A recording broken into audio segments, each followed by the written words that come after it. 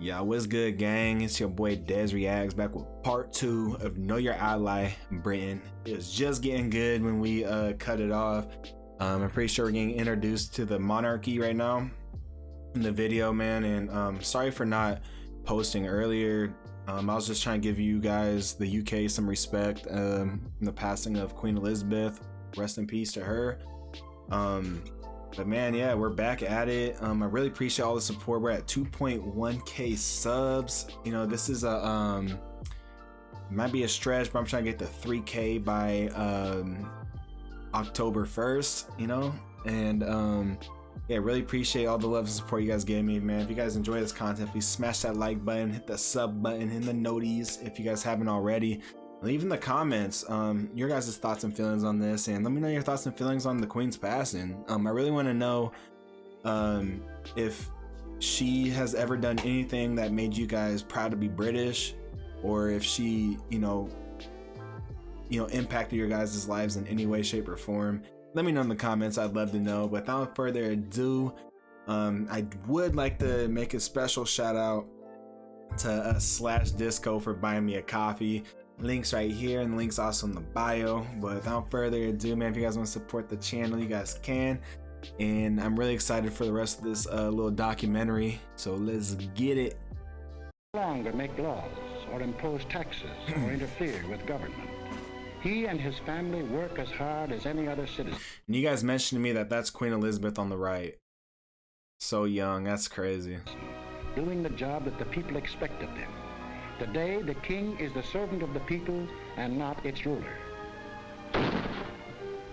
When an American is arrested and brought to trial, the bailiff calls his case The People versus John Doe. But if such a case were called in Britain, it would be The King versus John Doe. It means the same thing. Today, the British king is the symbol of the people. So let me know in the comments, is that true today? Like, you guys don't have, I mean, you guys have to have judges and stuff now. But it makes it seem like back in the day, if it was a court case, they'd be in front of the king or queen.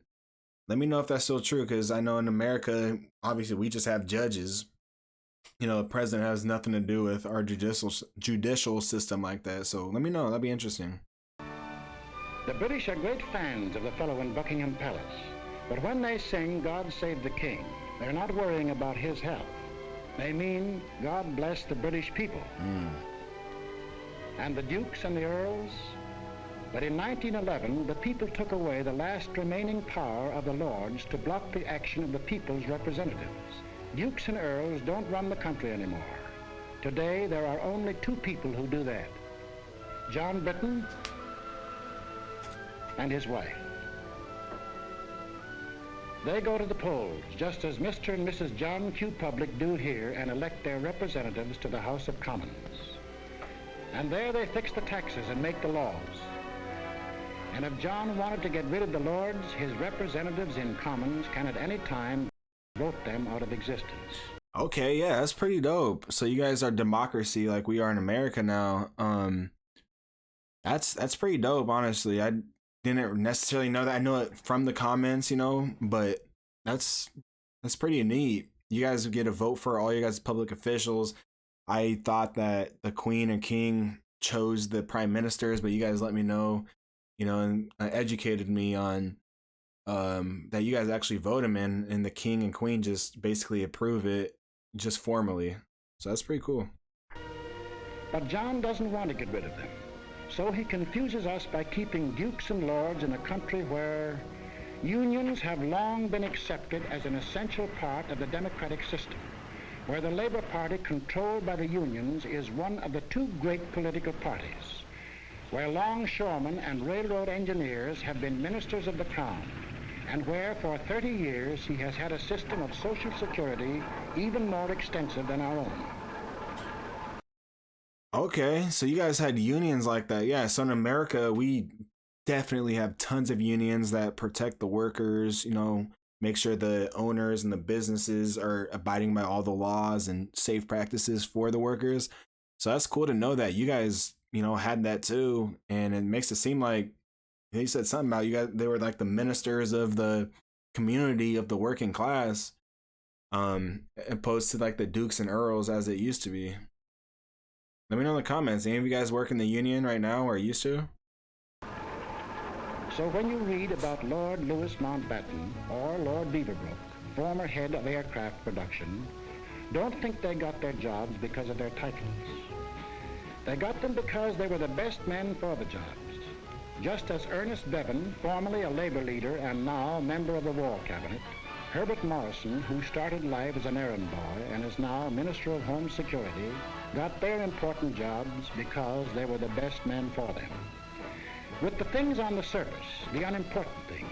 Wait, so that's pretty dope. So you could earn the title Lord or whatever. It's not like it's something you're born with. Let me know in the comments, like, because it seems like, you know, they grew up from basically nothing but earn the right to be, you know, have that title. That's pretty crazy. Their John Britton and our John Q. Public differ. But the important part of their lives, they run the same way. The democratic way. The free way. But this gentleman never bothered about the truth. And when John Britton started carrying the war to Germany, he tried a new line. The warmonger Churchill only wages this war against the German people to save the British Empire. All right, let's take a look at that one. Here's the British Empire. And here's where the Germans were headed when Britain declared war. Does that look like trying to save the empire? Tackling Germany when it was headed into Poland and toward Russia? The one direction in which there were no British possessions? After Poland fell, Hitler hinted at peace with the British. This was the perfect chance to save the empire. But it wasn't saving the empire that the British were thinking about. The position of His Majesty's government in respect of any peace offer by Hitler. We are not, in any circumstances, prepared to negotiate with him at any time on any subject. And that's powerful. That's strong. Like, we're not going to negotiate with the dictator tyranny that's, you know, killing millions of people for no reason, no good reason at all. And wow, that's, you know, kudos to that leader right there, man. Just, you know, letting the world know. You know, yeah, I just wanted to tell you guys, man, a couple of videos ago, you know, there's this, you know, old head, I'm sure he was joking, but he's like, Dez, you need to quit putting your hands over your head. It's making us older generations, you know, upset or annoyed or something like that.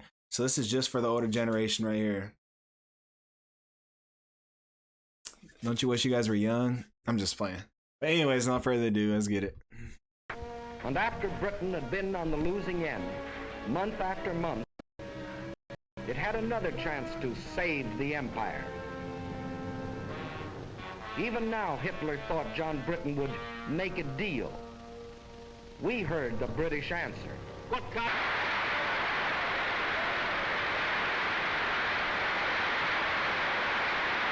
And let's take a look at this British Empire. The freedom we fought for in 1776, Britain has since freely given to Canada, Australia, New Zealand, South Africa. These are independent nations with their own parliaments, their own laws, even their own money systems, their own tariffs, which often work to Britain's disadvantage, their own... So does those nations, the Commonwealth nations, do they pay taxes to the UK? Let me know in the comments if you guys know that. Armies and navies. Britain couldn't even take them into war if she wanted to. That's a problem they settled for themselves. Each one of the British Commonwealth of Nations declared war on Germany of its own free will. Wow. Of course, no one ever talks about the British Empire today without mentioning India. They didn't have to go to war. That just shows, you know, the loyalty and respect they had for, you know, the UK, the, you know, the king, the queen, whoever. That's tough. They went to war because, you know, they're I know you can't even call, they don't own them. They don't. I mean, technically they rule them, I guess, but they went out of their own, out of their own will to join the war and help. Nice. And the relationships with those countries must be pretty good. Goodwill in Britain as well as other countries have been outspoken in their demands for Indian freedom. For no man who believes in democracy can support foreign rule of any people. But there are things that many of us do not know about India. For instance, that India pays no taxes to Britain, either directly or indirectly. Oh, what? That the Indians fix their own tariff laws, frequently to Britain's disadvantage. Do you know how much money the UK would have if they taxed India? Oh my gosh. They're like one of the two most populated countries on earth, between them and China, I believe. And they have well over like a few billion, couple billion, both of them. I don't know who's number one. It's either or. Let me know if you guys know. But yeah, that's crazy. Wow. That of the Viceroy's Executive Council, 11 of the 15 members are Indians. And in the courts, 10 of every 11 judges. Furthermore, that no Indian is ever conscripted for service in the Army and Navy. It was voluntary enlistment that raised the Indian Army from 170,000 at the outbreak of war to 1.25 million today. 1.25 million? And on the subject of India, 1.25 million from, it went from start of 170,000 to 1.25 million. Volunteered. They weren't drafted like the US and UK. These people volunteered. Wow. That's crazy. They wanted to help. They didn't have to. Wow, shout out to India. If you guys are from India, man, let me know in the comments. listen to the words of Field Marshal Jan Christian Smuts. He fought against the British 40 years ago, was defeated in his fight, and still became the leader of one of the British Commonwealths of Nations, Prime Minister of South Africa. India, if she will, can be free in the same way and by the same means as Canada, Australia, and New Zealand are today free sovereign states. Their peoples worked out a constitution for themselves. The same course is open to India if the peoples of India will agree about the terms of a free constitution. Freedom isn't a thing that can be imposed from without. It can only be created from within. The Indians have a responsibility to reconcile the differences that exist. Hey, shout out to Gandhi, man. I almost forgot about him. Yeah, we definitely learned about Gandhi inside school in America. You know, he was an icon for a reason. Wow.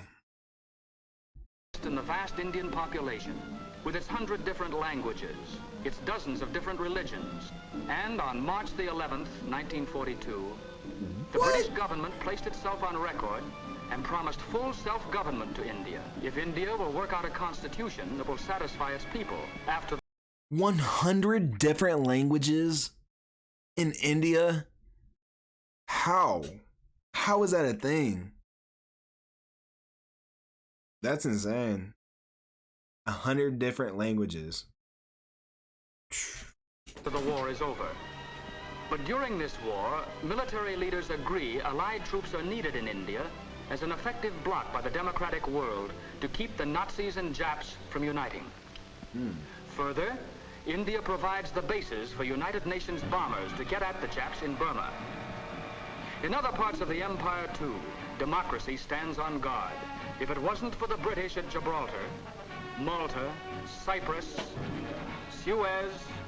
And let me know in the comments, you think that's still true today? Like the UN, UK, USA, you think we have planes and warships, whatever, ready in India, like to fight? You know, obviously today would be like Russia or China, whatever. Do you think, you know, that's still a thing today? Alexandria, and they're hanging on to them regardless of the cost, and their drive across Libya to Tripoli, there would have been no American landing in North Africa.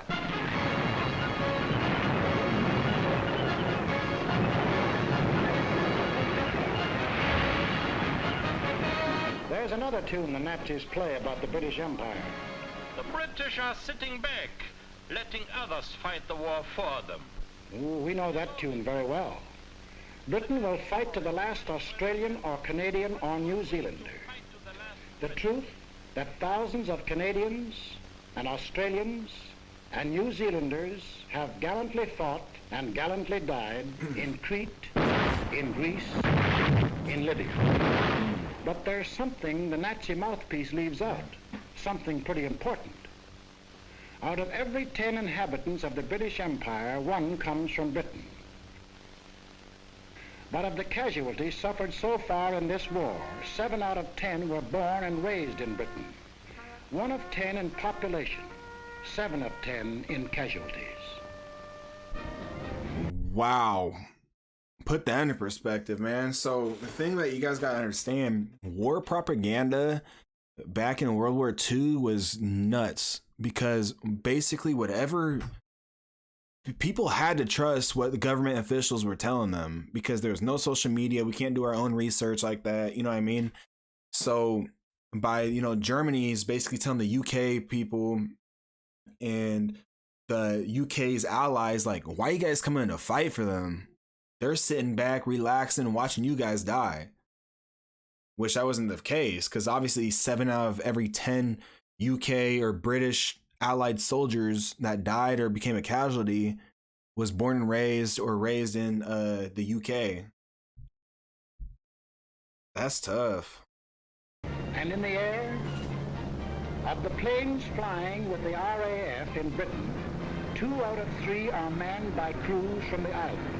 And of the planes on the overseas fronts, the Western Desert in Africa and the rest, 4 out of 5 are manned by boys from Britain. And then there's a little thing called the British Navy. From 1588, when it licked the Spanish Armada, to Ain't no way he just used those words. And there's this little thing called the British Navy. We just gonna act like at this point the British Navy wasn't the most biggest, baddest, most technological advanced navy in the world. Yeah, no, these dudes were beasts. I mean, it wasn't until, middle to the end of the war where America obviously strengthened their, our navy, because we just produced so many battleships, so many planes, so many everything during this war. Like, that's, yeah, I would not put it lightly saying there's a little thing called the British Navy, because the Royal Navy, man, they earned their mark in history for a reason. 1940, when we got moving on a 2-ocean navy, the greatest battle fleet in the world. That too is manned almost entirely by men of Britain, the little island in the Atlantic, an island of seafarers. And the British Merchant Navy, still the greatest merchant navy in the world, in spite of all that Hitler can do. Men from every British town and village in the stokeholds of 10,000 ships, on ice-coated decks, in grimy engine rooms, men who have been torpedoed twice, 3 times.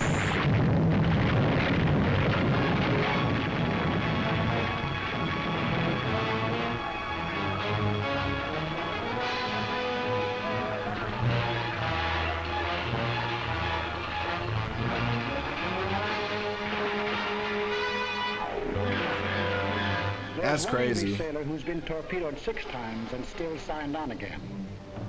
But we never hear about 6 these times because of a curious character whose ways will never be completely. Imagine how psycho, how crazy, how loyal, how anti-tyranny dictator you gotta be to sign up for another tour in the war after you've been torpedoed 6 times. And you're like, yep, no, let me sign me right back up. Wow.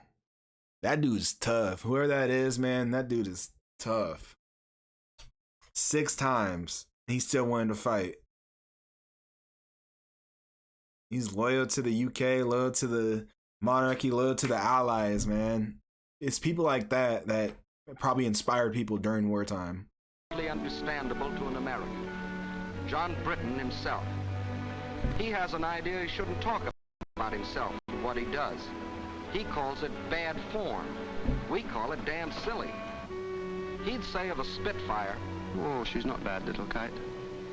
But this man, the boss of the German Air Force, can tell us that the Spitfire has been the most deadly fighter in the world. And we certainly need an interpreter when this happens. Hello, Bob. Had a good trip? And we learned that in the 13 Hours That Saved Britain link right here. That was a crazy documentary, man. Right? All right. Except that he spent 2 days in the icy waters of the North Atlantic after being torpedoed on the way to Murmansk. See this man? His name is Whitten Brown. And this man, believe it or not, is the first man who flew the Atlantic non-stop. In 1919, 8 years before anyone else, he and John Alcock flew non-stop from Newfoundland to Ireland. But as usual, the British let it go at that, and Whitten Brown went back into obscurity. Where's Newfoundland at? Is that in Canada or something? But, wow, that's crazy. He's one of the first to fly across the Atlantic, man. Shout out to him. That's gotta be crazy. And shout out to Amelia Earhart, man. I know you guys all know who she was. I'm pretty sure she was like the first female pilot. And she definitely was one of the first ones to fly from America to the UK or to wherever she landed. Crazy. Let me know in the comments if you guys know. There's nothing wrong with John Britton that a correspondence course in showmanship wouldn't cure. For a moment, imagine that you're not American, but British. You'd still be in uniform, for in Britain, every man between the age of 18 and 41, unless he cannot be replaced at a vital workbench, is already in uniform. You're old man, too. 18 to 41 years old was drafted. Wow. That's crazy. I don't think in America they drafted anyone in their 40s. I don't see why they would. That's pretty crazy. And you guys had to be like, you know, relatively like a lot older than the US troops where, you know, they are drafting kids from 16, 17 to, you know, 25 to 28 in the millions. You know what I mean? Like that's pretty crazy. And we didn't have any women in our draft. I don't know if you guys did, but women weren't allowed to or they didn't have to get drafted. And believe it or not, until like a couple of years ago, they actually changed the law so where women have to sign for the selective service, which is our draft. And that was largely due to women's push on equality. And when that law went by, you could only imagine the backlash it had. You know, that basically they're saying that's not the equality we're talking about. Basically, we just want to get paid the same. We don't want to go to war. So, I mean, it's equality.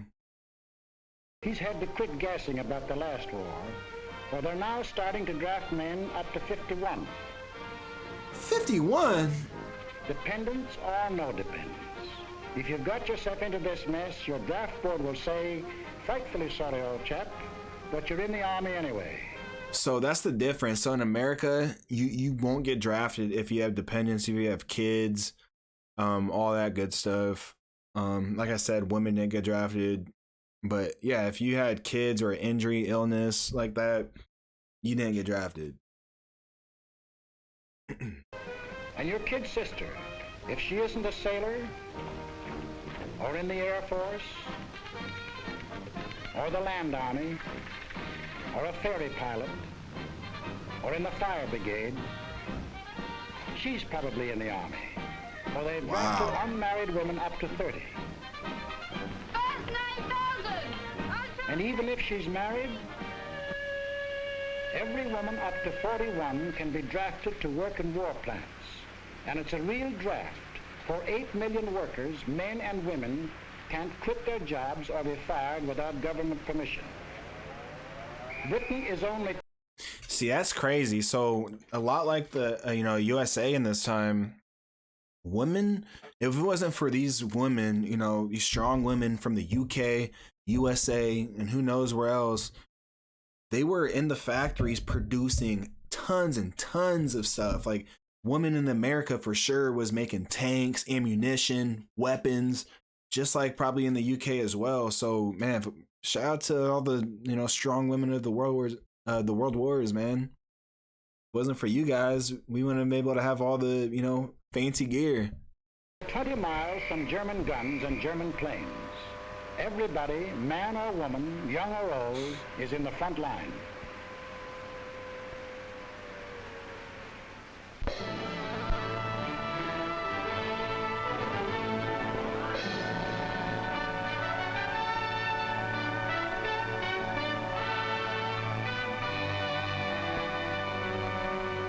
Maybe this isn't your idea of Britain. The ads were different, and you wondered whether they still made bows and arrows at the village forge. The ads kept quiet about industry, just as this one leaves out the aircraft plants and the oil fields. Well, they have the rich green fields you've read about, the quiet country lanes, but they also have the steel mills of Sheffield, the Pittsburgh of Britain. Oh. They have... So if you guys don't know what Pittsburgh is, so we actually have an American football team in the NFL called the Pittsburgh Steelers.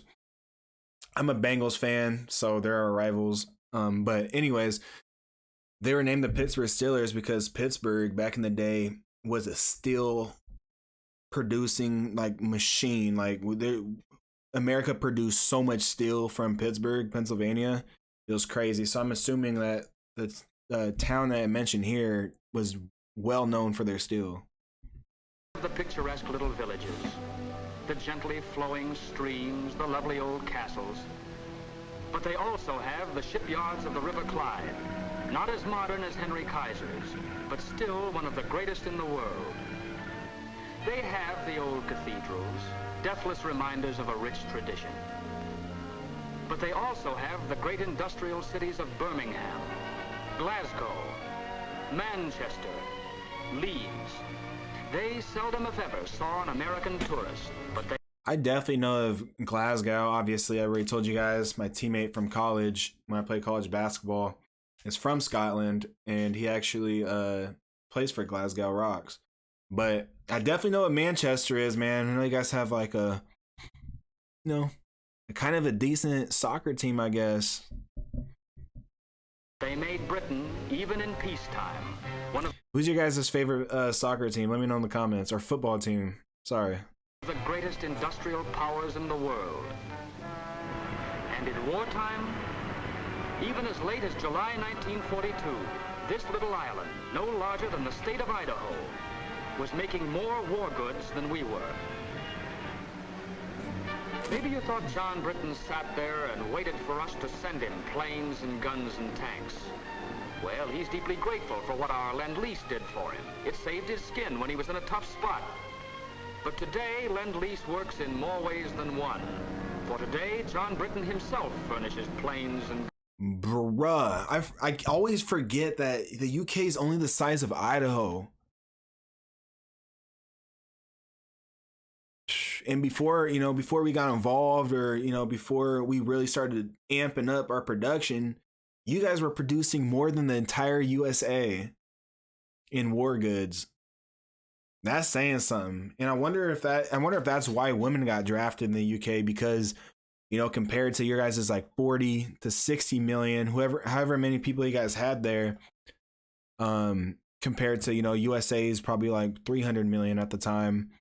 I wonder if that's why women were drafted, because of the numbers. Guns and tanks through the same Lend-Lease to us, to Russia, and his other allies all over the world. In Britain alone, our forces have received, free from the British, 1.5 million tons of food, clothing, and munitions, and 2.5 million tons of other materials. There's another thing you ought to know about Britain. If your unit gets sent there, you probably won't be invited out for supper or for a drink. That's not because the British don't want to entertain you. They haven't anything to entertain you with. Britain is mobilized for war, total war, and that means an end to civilian supplies.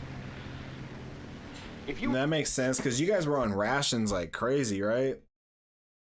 Like you guys didn't have that much food because it was all getting, you know, processed and sent to the troops. If you were a Britisher, you wouldn't expect your girl to use lipstick. There isn't any, except what we bring over as bait. She wouldn't be smartly dressed for clothes. I wonder what he means by it'll be brought over and used as bait. I wonder what he meant. Rationed, severely rationed. It's very unlikely she wears stockings. For if she bought a pair of stockings a month, that would be all the clothes of any kind she could buy. That's some rationing. We think our gas rationing is tough, but John Britton gets no gas at all. He goes to a pub to buy a bottle of whiskey. The pub keeper laughs in his face. Grain is needed for industrial alcohol. Industrial alcohol is needed for munitions. And nearly... Is that actually how it was? Like, you guys didn't have liquor like that? Or whiskey, I should say? Let me know in the comments. Like, you guys... Dang. All the reserve stock of British whiskey... I love me some whiskey. ...is kept for sale to America to pay for the goods Britain buys here. For don't forget, besides Lend-Lease, Britain buys and pays for vast quantities of goods. And it was the cash purchases that Britain made before we entered the war that gave our munitions industry its start and enabled us to build it up in record time. He goes to... So long story short, if it wasn't for the UK, you know, obviously you guys sent us tons of money, you know, because, or you guys owed us, I guess, because it's just, you know, America's capitalist, business, industrial. But if it wasn't for you guys, man, we wouldn't have been able to pump all this stuff out for the wars. Who knows what happens, you know, if we can't get all this material out. And who knows if America's as powerful as it is. You know, we're one of the superpowers of the world, obviously, and obviously one of the police of the world. So we probably wouldn't even be able to do none of that if it wasn't for the UK, possibly. Let me know in the comments how you guys feel about that. Buy a pack of cigarettes. There probably aren't any. But if there are... 2 shillings, please. That's 40 cents for a pack of cigarettes. 12 cents represent the cost of the cigarettes. The other 28, the tax paid to the government. For Britain is going all out in taxation. Nobody is making any money out of this war. Which, I mean, come on now. I mean, I don't smoke cigarettes, but I know nowadays 40 cents, people would probably be jumping for joy, people that smoke cigarettes. But yeah, man, they're saying they're spending $49 million a day on the war. That is insane, especially in that time. I mean, I know today it's probably a lot more money in that, but we also have a lot more money in our economies. Industry is paying. Excess profits tax is 100%. Labor is paying. The man who earns $33 a week pays 29% income tax. $33 a week. If there are any of them left, pays an income tax of no less than 97.5%. And then there's the little matter of food. There are not many fat men in England nowadays, but John Britton isn't kicking. He knows 1 egg a week is helping him to win the war. The British rations are the rations of a free people. They could get food as they did in peacetime from Canada, Australia. But that would take ships, and the British prefer to use the ships for supplies to Russia, planes from America, troops to the Mediterranean. To win the war, every Britisher is on short rations and has been on short rations for 2 years. Everybody except the children. They get 4 times the eggs that grown-ups do. They get all the oranges that arrive in Britain, and practically all of the extra milk. For John Britton is thinking of after the war, of the new world that his children and ours will inherit. A world where there will not only be freedom of speech and freedom of worship, but also freedom from want and freedom from fear. It is not given to us to peer into the mysteries of the future. Still I avow my hope and faith, sure and inviolate, that in the days to come, the British and American peoples will, for their own safety and for the good of all, work together in majesty, in justice, and in peace. This is what the British are fighting for. They are an old people, a stubborn people, and sometimes they have moved slowly. But in 3 years of blood and sweat and tears, John Britton has found his soul. Hallelujah, hallelujah.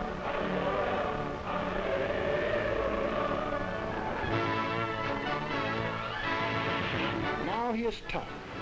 Now he is determined, and now he knows where he is marching, to victory and to a new world. He's a good man to have on our team.